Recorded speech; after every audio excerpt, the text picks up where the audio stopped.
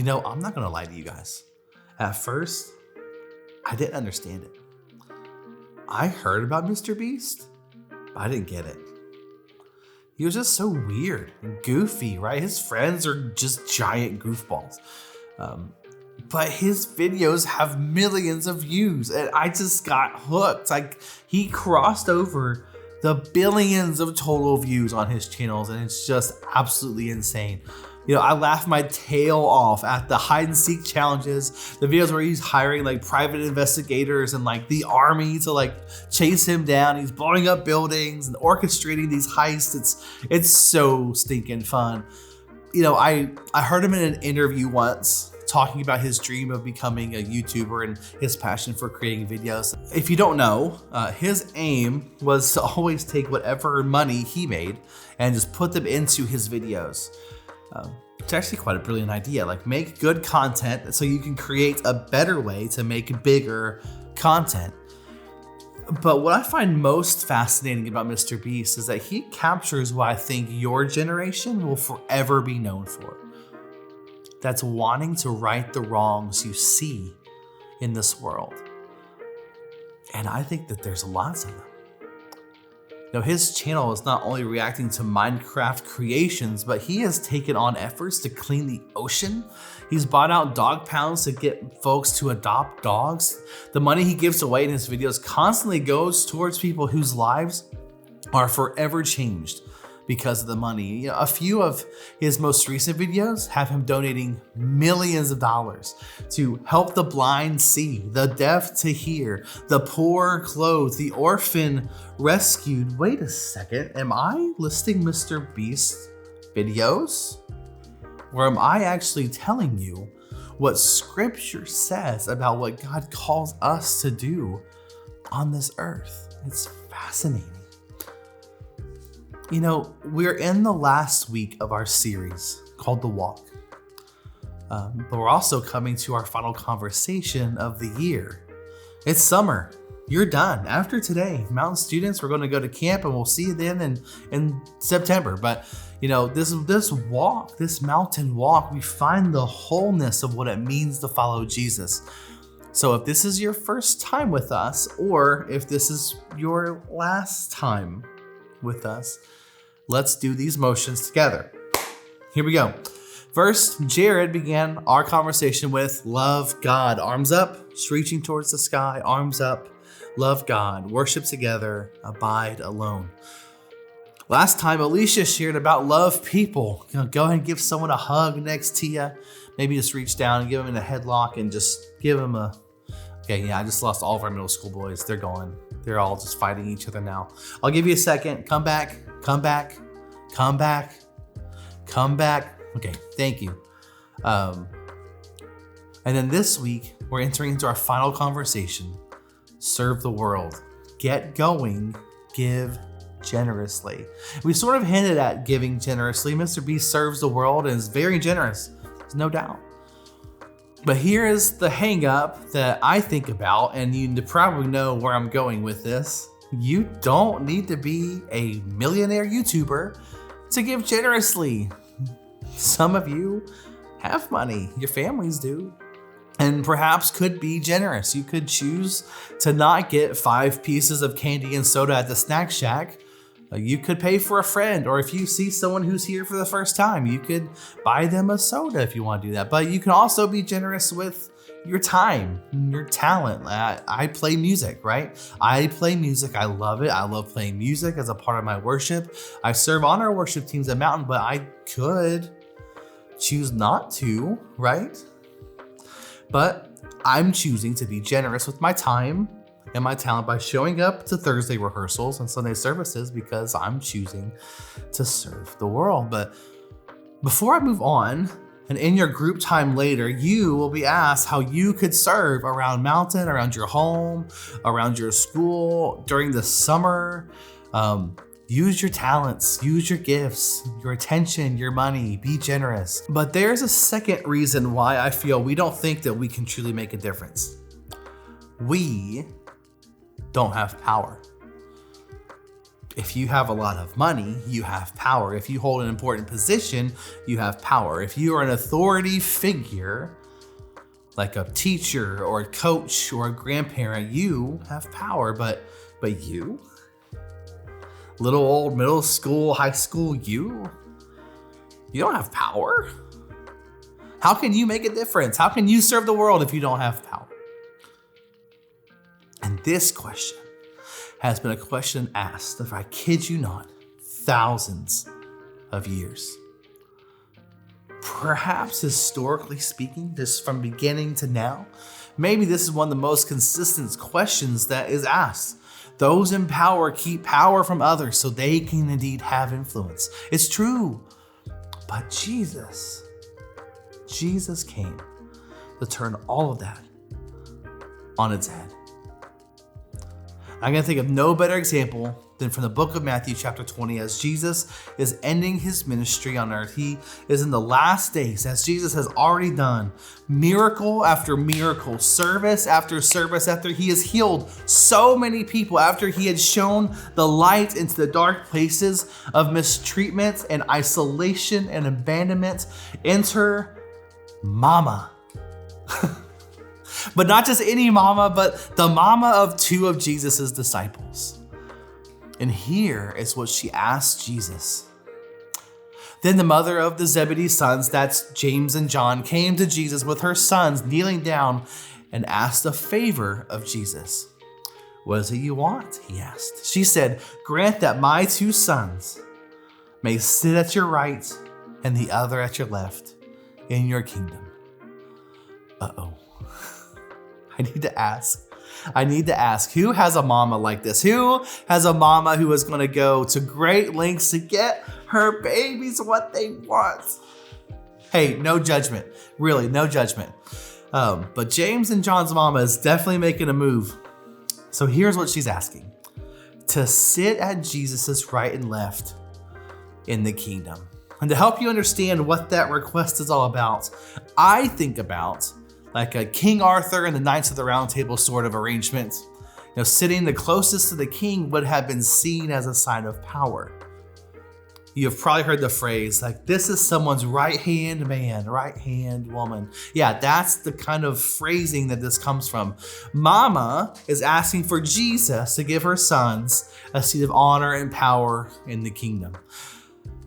And well, again, we find ourselves at the problem. We want power. We want influence. In order to leave a mark, in order to leave a legacy, we have to have power.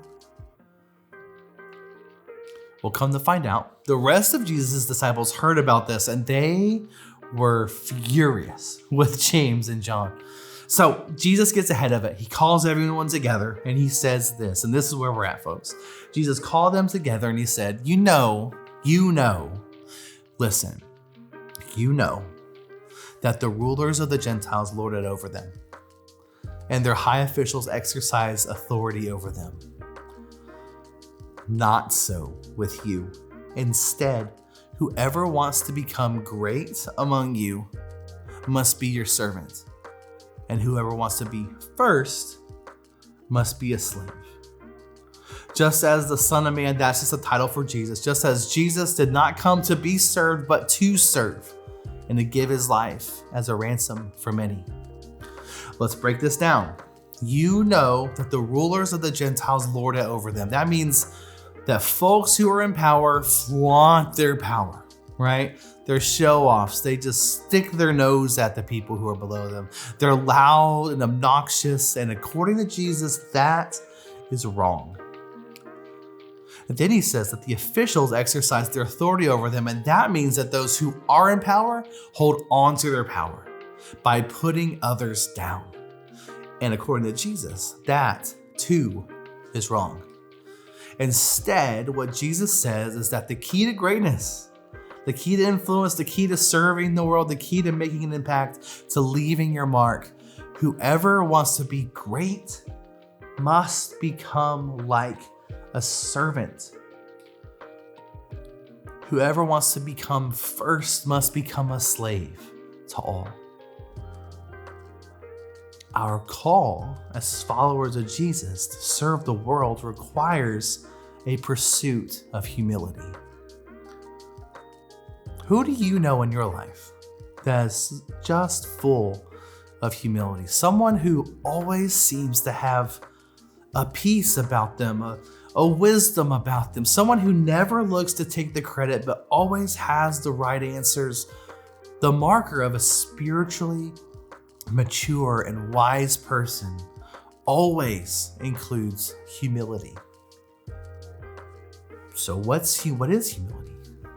Humility is often described as not thinking less of yourself, but rather thinking of yourself less. It's not about not feeling confident or ignoring what you need, but it's considering other people's needs instead of your own. It means that we choose to not allow ourselves a little bit of satisfaction in exchange for someone else's. It isn't about getting what we want, but instead it's about allowing others the opportunities to get theirs. And humility holds the most power of all because humility is of God, not us. We come out of the womb ready to take what's ours, while humility is taught and caught and sharpened and dropped and picked back up, and it's difficult to accomplish. It's really holy work.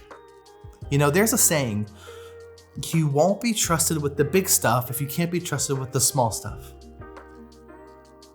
You know, how many of us wish for power, wish for money, wish for influence? How many of you have said, I can't wait to get out of this place. I can't wait to be a parent myself. I'll do this different. How many of you have said, I can't wait to whatever because I'm going to do it better or I'm going to do it different? Yeah, I feel that, but humility isn't about taking power, friends.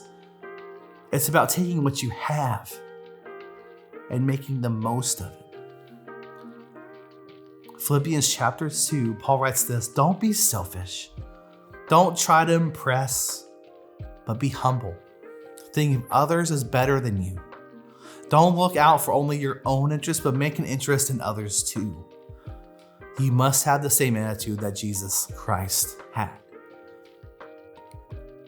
You know, if we're taking this walk, if we want to be known as followers of Jesus, if we truly want to live as though we have the power to change the world, it's going to require humility. And if you want to be more humble, if you want to begin your journey with humility, C.S. Lewis has a great quote. He says this, if anyone would like to acquire humility, I think, tell him the first step. The first step is to realize that one is proud. And a bigger step too. At least nothing whatever can be done before it. If you think you are not conceited, it means that you are very conceited indeed. What he says is, if you are someone who thinks you're humble, you might need to work on humility. You know, old joke, like, I'm the most humble person I've ever met. You know, that's not humility. Last fall, if you remember, our church began this journey of unstoppable good. And for us at Mountain students, that means that our generosity that we give goes towards building a camp in Kenya for middle schoolers to experience camp for the first time. Our goal as an entire student ministry is to give $31,000 to help build this camp. And we're going to talk more about that in the fall, but serving the world is not just about around us, but we have opportunities to impact the world all over. And for those of you who have made commitments, how's that commitment going? Have you given during weekly services? Have you given during your students groups time? You may want to consider a way to regularly keep that rhythm up over the summer. But for all of us, how can we get going and give generously to the work that God has for us to do now? We're wrapping up our time together this year. I want to challenge you. What are some ways you can stay engaged with the work God is doing around you? Maybe this summer, you need to spend some time to talk to your parents about joining a serving team at your campus. Or maybe you want to sponsor a child for a year. Maybe you want to use your gift as an artist to draw a beautiful thank you card and say thank you for everything to someone in your life. Or maybe you want to go and visit a nursing home with your parents and play games with the folks who are there. It's whatever you think about in your mind that you might want to do, there's a way to do it. There's a way to make a lasting impact in and around your world. So friends, listen, that's all I've got today. Love God, love people, serve the world. That's the walk. That's the way you follow Jesus. And I hope you're excited. And I hope you're ready, because I believe God is on the move in our midst. And there's a lot of fun, new, and exciting things on the horizon for Mountain students. I hope you all enjoy your summer break. Can't wait to see you at summer camp. We love you. Go ahead and head to your groups. Hi, my name is Jake Crandall, and I'm a senior at the Mountain Road campus. I go to Calvert Hall, where I've been given a lot of opportunities to serve and to grow in my faith. I have been on many retreats. I have led small groups and been on several service immersion trips to places like Montana on the Blackfeet Indian Reservation, to Camden, New Jersey, serving at a school there, and even into the heart of Baltimore, working at a food pantry. In each place, our goal for serving was simple. We were just looking to help in any way that we could, whether that was moving boxes, cleaning, acting as a teaching assistant. It didn't matter. Our goal was simply to be there for the people. Then, last year, I got the opportunity to go on a mission trip with Mountain to Nairobi, Kenya. I had been on a few trips already with school, so I felt ready for the challenge, and that God had led me down this path for a reason, so that I would be ready to go to Kenya. Had it not been for my faith and my love for God, I know I would not have been ready to fly 18 hours halfway across the globe to help other people. But serving isn't just those huge trips.